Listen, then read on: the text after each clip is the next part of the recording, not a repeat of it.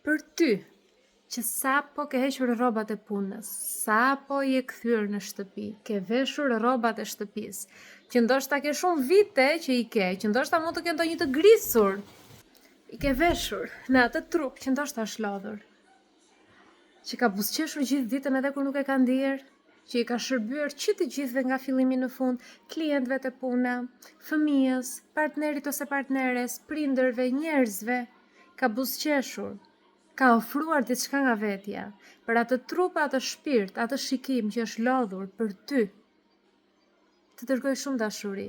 Ti nuk je këtu për të vuajtur, ti nuk je këtu për të zvarritur, dhe e di që do vi momenti yt, ta premtoj që do vi momenti yt. Prandaj ashtu si je me ato rrobat e shtëpisë, në rehatin e shtëpisë tënde, duke parë jetën perfekte të tjerëve në celular dhe duke vazhduar të bësh skip video të jetat perfekte njëra mbas tjetrës, ndalo në këto momente. Lëre atë celular dhe jepi një përqafim vetes. Ne jemi dashuri, kështu si jemi dritë e Zotit.